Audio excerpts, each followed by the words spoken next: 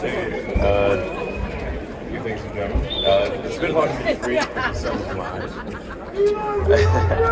Alright. Ich liebe dich.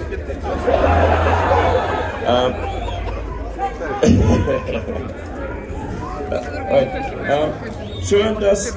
Okay, guys. Schön, dass ihr alle da seid. Heute haben wir die ersten Autos und unsere Kunden ausgeliefert. Was für ein Meilenstein! Vor circa 2 Jahren haben die Bauarbeiten angefangen. Jetzt stehen wir vor der fertigen Fabrik und wir produzieren. Danke für alle eure harte Arbeit, die das hier möglich gemacht hat.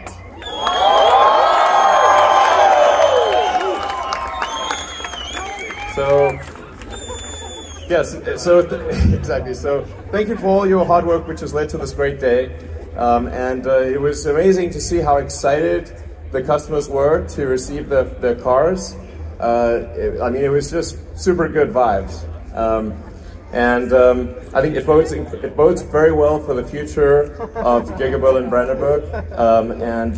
You know, I think it's worth remembering that every car that we make is a step in the direction of a sustainable future. Yeah, you know, the thing about this factory and the cars that we make is that it gives people hope about the future.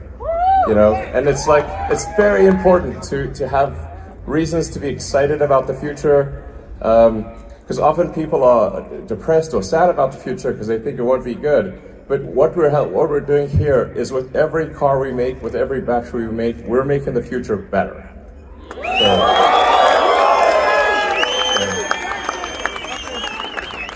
So you know, what you're doing really matters. It makes a difference.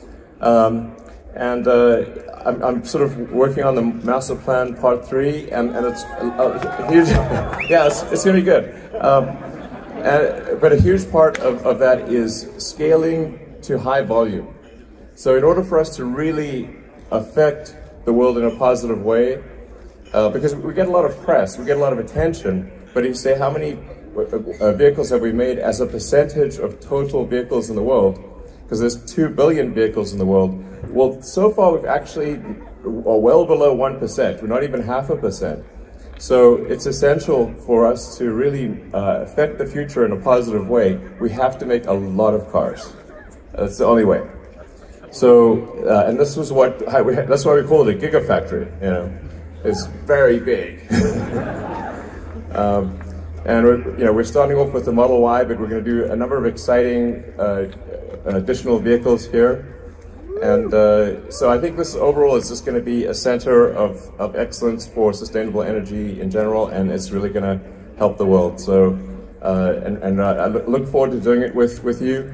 Yeah, once again, thanks for everything. You know. So yeah, if you guys have some questions or something, you know. How much do you love us? Okay. You said when everyone wants an electric car, Tesla is not able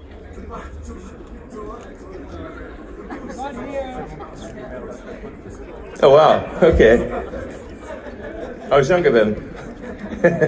Yes. You said you will double every time to the superchargers, and you did. Yes. Well, great thanks to the supercharger team for enabling long distance travel. It's very impressive work that the supercharger team has done. So I'd like to give them a hand as well.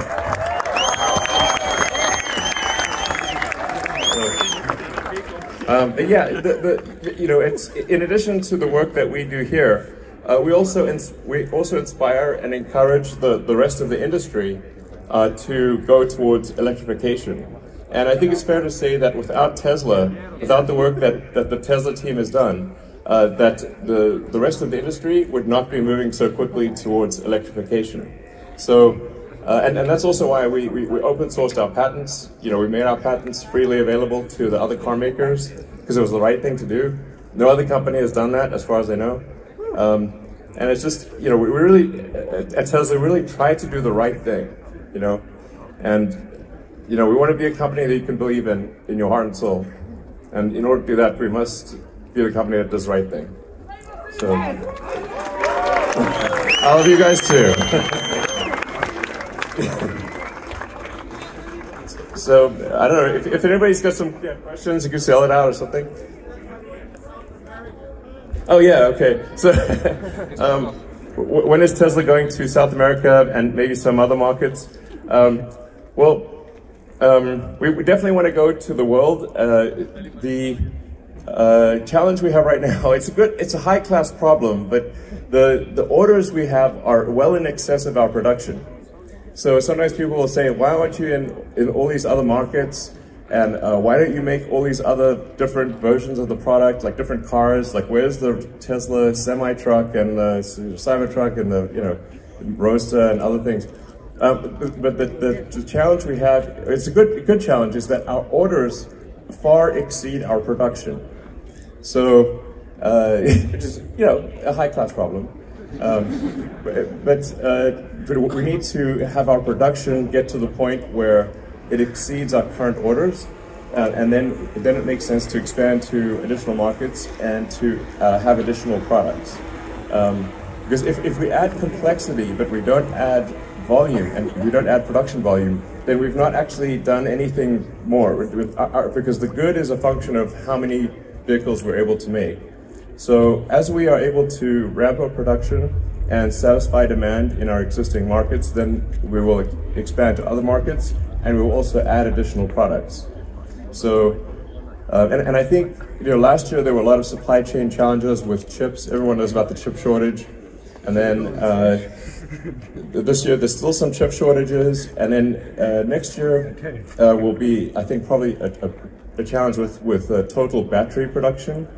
And then certainly if you start going like 2-3 years out, it's all about total, how many gigawatt hours of battery are produced. That will be the limiting factor.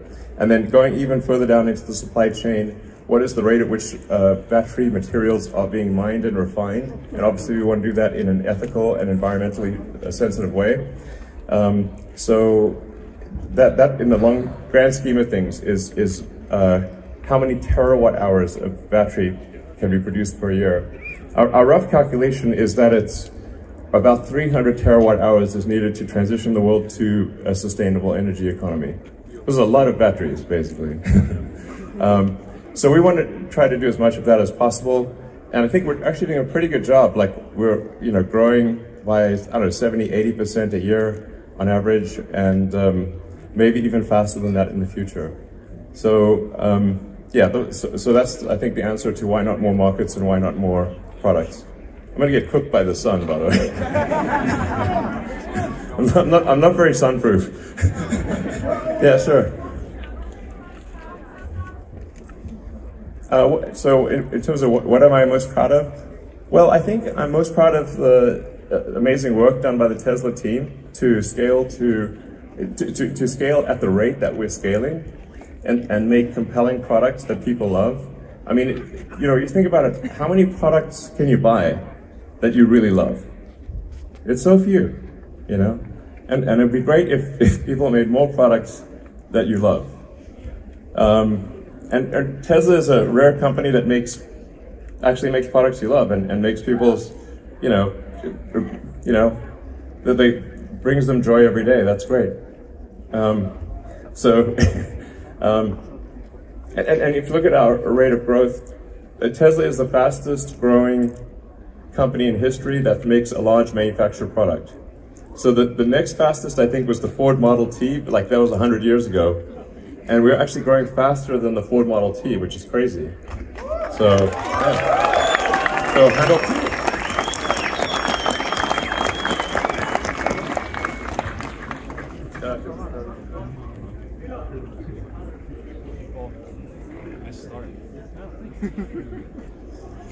Yeah.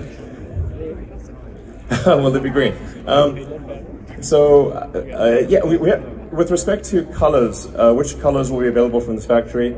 Colors are always a challenge because when you think about colors, you don't need to manufacture it, but you also need to service it and fix it for like 20 years. So it's like, man, that's well, you've got to think about, man, what are we going to put the service team through, you know, managing all these colors. So we have to be careful with total number of colors, but we obviously are going to make some special colors here because, and it's more than just the color itself, but it's the layers of paint in order to get the dimensionality. So, you know, so we're going to make a really special red, which I think, I don't know, probably a lot of people have seen. Yeah, like kind of like that, yeah. It's like a 13 layer, you know, 13 layers of paint. You want to have the layers give you dimensionality and give the different, it gives like it makes the color look deep and complex. And then we'll also have a silver that's also, I think not as many layers, like maybe 8 or something, but it's still going to be really special. It's sort of like a kind of a liquid silver, and like a, yeah, like a deep red, I don't know, deep complex red. So we're gonna make it, starting off with, well, not soon, well, in a few months, we'll make the special sort of deep dark red and sort of quicksilver, you know. It'll be really cool. They'll be like the best color. I think they'll be the best paint on any production car that's not like made for like a show or something like that. And it's you have to design the paint shop especially for, you know, because if you're going to do 13 layers, you've got to have 13 steps. So it's very difficult to retrofit a paint shop. You have to design it in from the beginning, and that's one of the things that. Oh, thank you.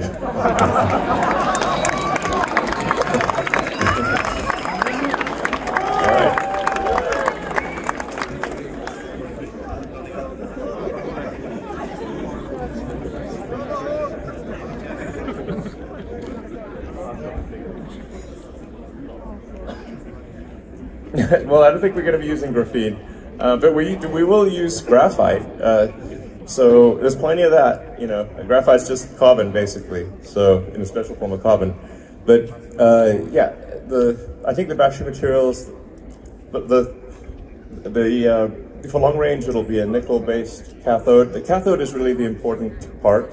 They all have lithium, and lithium's only like 2% of the cell. So nickel will be the one for long range, which is currently what we're using.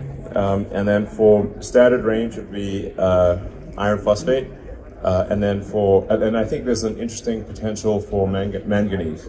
And the important thing is, like, if you look at, you know, at very large scale, you have to say, okay, we need tens of millions of tons. It's like, well, maybe hundreds of millions of tons ultimately. And so the materials that are used for batteries at very large scale must be common materials. If they're not common materials, you can't scale. Well, graphene, I know everyone loves graphene, but it's,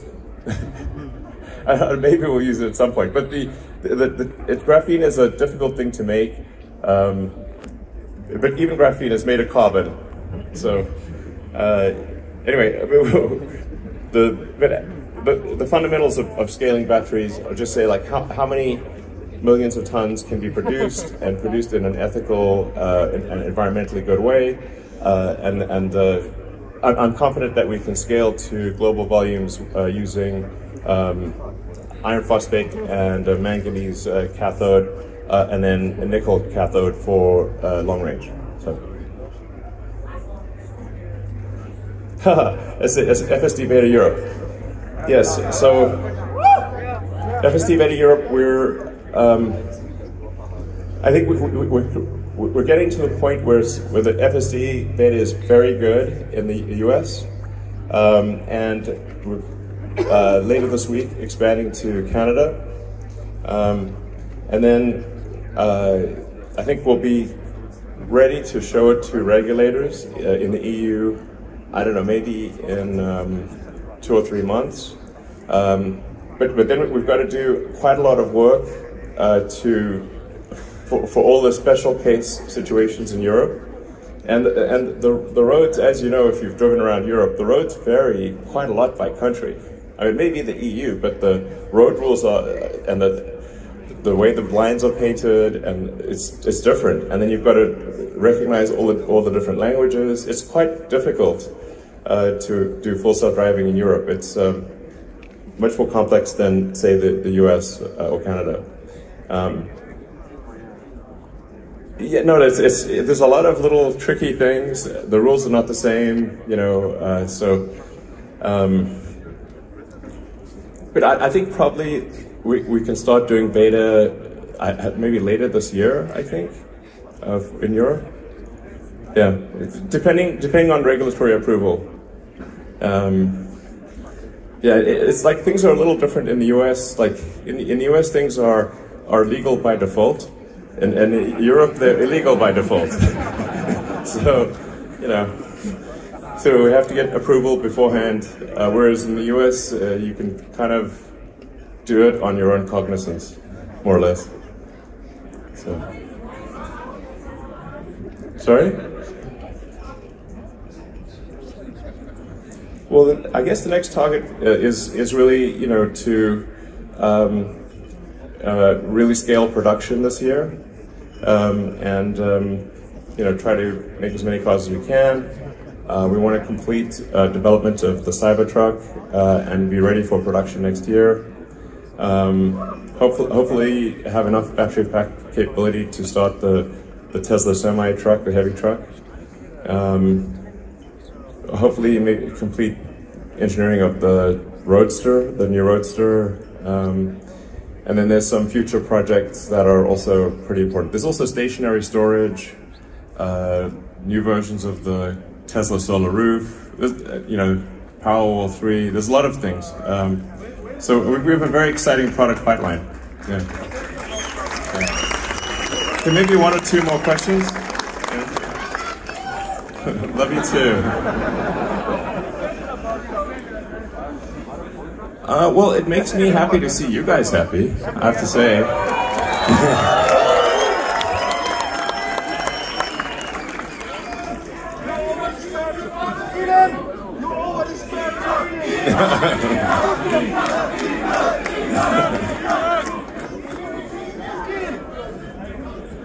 Sorry, the which? I might know, but I'll get it. I'll track it down. That's plan 3, exactly. All right, last question. Sure.